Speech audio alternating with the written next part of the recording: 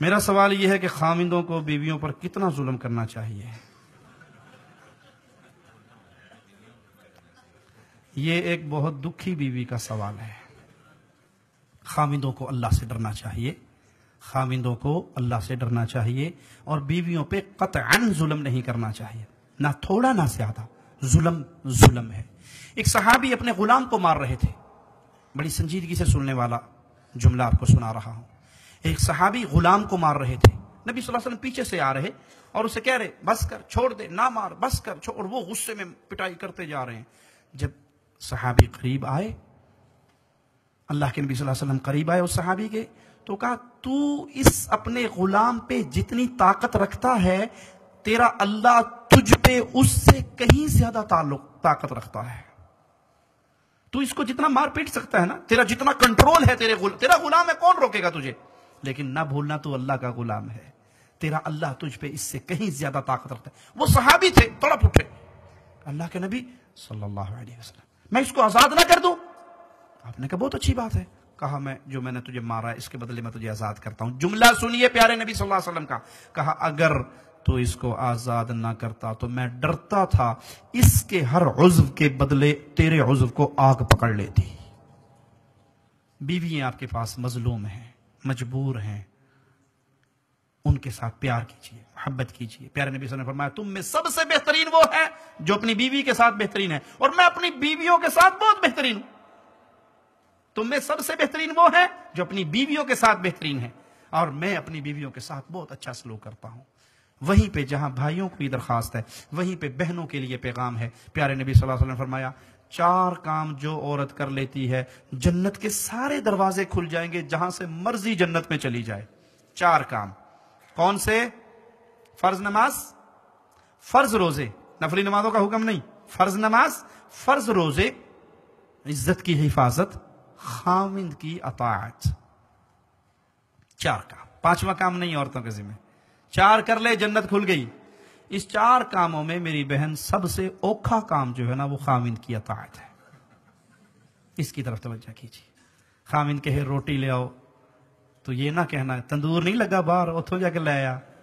خاوند کے پانی پلاؤ، جو اپنا پیے گا مینوں بھی ایک گلاس دے دیں۔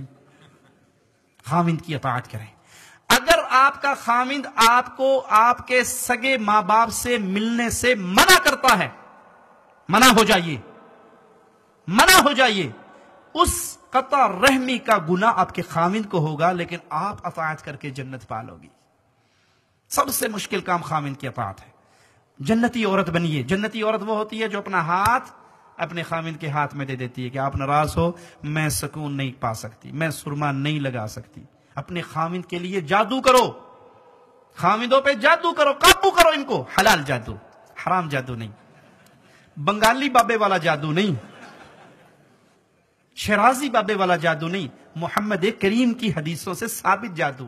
کیا آپ کا خاوند، میں مختصر بتا دوں، آپ کا خاوند گھر آئے نا، آپ دیکھتی ہیں ٹائم، خاوند کے گھر آنے میں 15 منٹ رہ گئے، 20 منٹ رہ گئے، بھاگ کے اپنے کام والے کپڑے اتار دو، نہا دھو کے مختصر ہلکا سا میک اپ کر کے اچھا سا ڈریس پہن کے خاوند کے لیے بیٹھ جاؤ، اور خاوند آئے گیٹ پہ اسے جا کے ویلکم کرو، اس کا ماتھا چومو، اس کے ہاتھ میں کوئی سامان ہے تو وہ لو، اسے کرسی پہ بٹھاؤ، اس کے پاؤں سے جوتے کھولو، اسے آرام سے ٹھنڈا پانی، شربت، کھانا دو۔ اللہ کی قسم یہ اگلے دن ڈیوٹی سے آدھا گھنٹہ چھٹی لے کے پہلے آ جائے گا۔ اس طرح ان کو قابو کرو، اس طرح ان کی خدمت کرو۔ اور اگر وہ گھر میں داخل ہو اور آپ وہی لہسن پیاز ادرک والی بدبو کے ساتھ اس کے پاس آؤ، تو یہ نال چنگا سی میں ڈیوٹی تھی اتنے آدھا گھنٹہ اور گزار لینا۔ یہ سنت سے ثابت ہے۔ سیدہ عائشہ رضی اللہ تعالی عنہ اپنی زلفوں میں زعفران کی خوشبو لگا کے پیارے نبی صلی اللہ علیہ وسلم کے پاس آ کے بیٹھی اور ان کو اپنی زلفوں کو حرکت دی کہ نبی صلی اللہ علیہ وسلم کو خوشبو پہنچے۔ آپ نے کہا عائشہ تیری باری نہیں ہے، عائشہ تیری باری نہیں ہے۔ کیا معنی؟ ہماری مائیں ہمارے نبی کے لیے تیار ہوتی تھی، اور ہماری بیوییں، بہنیں، مائیں الا من رحم ربی، ان کو اگر کہہ دو نا جی فلاں نے آج ہمارا کھانا کیا ہے رات کا، اور آپ آدھے گھنٹے پہلے بتا دو اور روز کے بیٹھ جائے گی میں نے جانا ہی نہیں، آدھے گھنٹے میں کوئی تیار ہو سکتا ہے بھلا؟ اور وہ جب نکلے گی تو بندہ بھی 2 دفعہ دیکھتا ہے یہ میرے والی ہے کوئی اور تو نہیں۔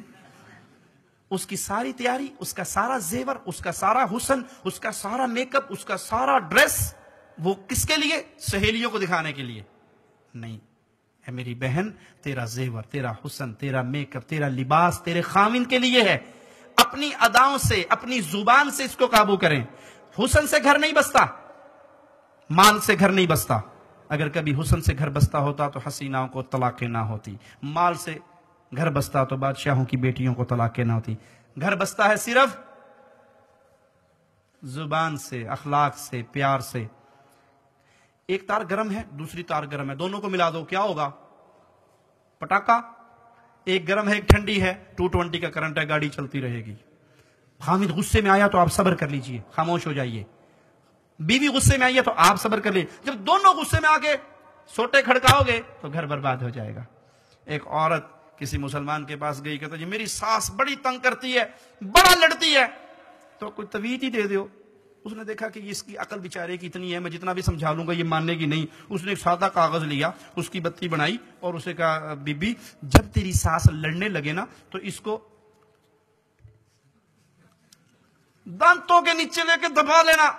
جتنی تیری ساس زیادہ گالیاں دے اتنا زور سے کاغذ دبانا. بس 3 دن یہ کر کے دیکھ لے، تیری ساس سیدھی ہو جائے گی. کہا بڑی بات ہے.